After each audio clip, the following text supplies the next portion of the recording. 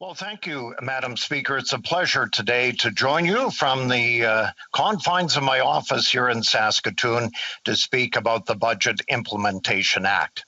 Madam Speaker, Canadians have spent the last year and a half struggling under the weight of COVID-19 pandemic. When COVID reached Canada's shores early last year, millions of Canadians in this country lost their jobs. Those working in retail and service industries, anyone working in a restaurant, and workers in a variety of other sectors were simply told to go home.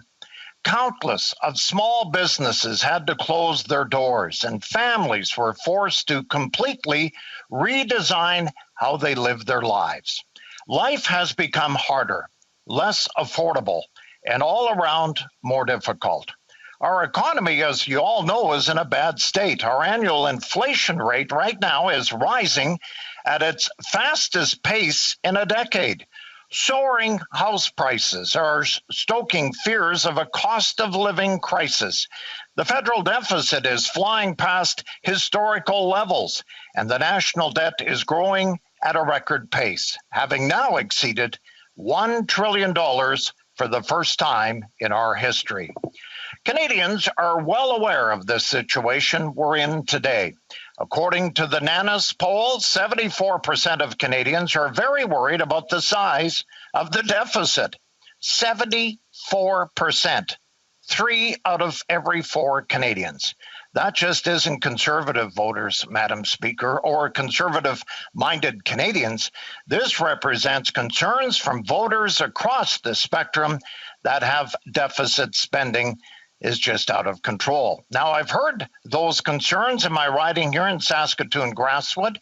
When I asked my constituents about their top concerns, where and what they wanted to see in the recent budget of 2021, there were few answers that I heard over and over again.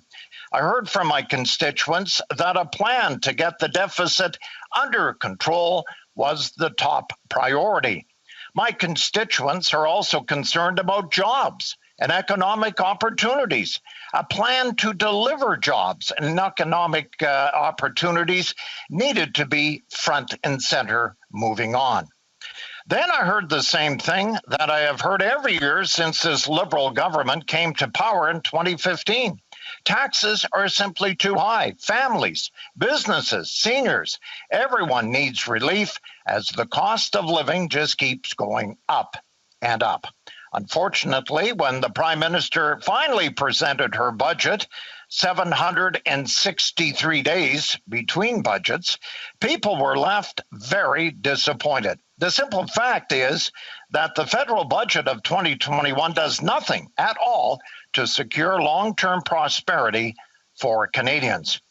In the 700 pages of this budget, there was little that gave Canadians the assurance that their federal government is focused on creating new jobs and economic opportunity. First off, there was no plan to get our economy reopened, which would be, I think, the number one driver of job growth and economic opportunity. When the provincial governments have begun to announce their plans, timelines, and criteria to get their provinces reopened, we have heard nothing of this sort from the federal government with regard to industries and regulations within the federal jurisdiction. Then there was the size of the deficit, which at $154 billion this year is astoundingly high. Save last year, this is by far the largest budget deficit that Canadians have seen in decades. And for what, Madam Speaker? It's in the analysis of the budget. The parliamentary budget officer noted that a significant amount of spending in the budget would not stimulate jobs or create economic growth. The PBO also raised concerns that the amount of deficit created was above and beyond what was actually needed to get the economy rolling ahead. So what does this tell us, Madam Speaker? It tells us that the Prime Minister's so-called stimulus fund is more about spending on Liberal partisan priorities than creating jobs and growing the economy. And what are the Liberals going to give struggling Canadians and their families relief? Well, in a word, nothing. In fact, the Prime Minister announced that he would be moving forward with a far greater increase in the carbon tax than he actually indicated in the past. Despite calls for a halt on the carbon tax to provide much needed relief at this time, the Liberals have not only pressed forward with their planned increases, but now have announced that throughout this economic recovery that will be taking place over the next few years, they actually plan to continue to increase it by well over 300%. 300%. At a time when more Canadians are struggling to make ends meet than any time in recent memory, when more small businesses are being forced to permanently close their doors, the Liberals have decided that the best bet is to further raise the tax burden on Canadian workers and their businesses. I hear this every day in my constituency office, Madam Speaker.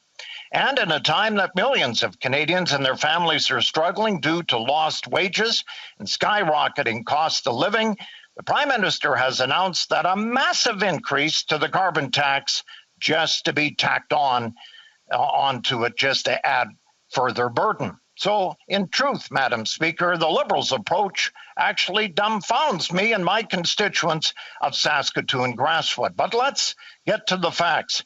Let's get to what we should be seeing, what should be the top priorities of this government. And we're not seeing it at all out west. First and foremost, we need to be focused on getting our economy reopened.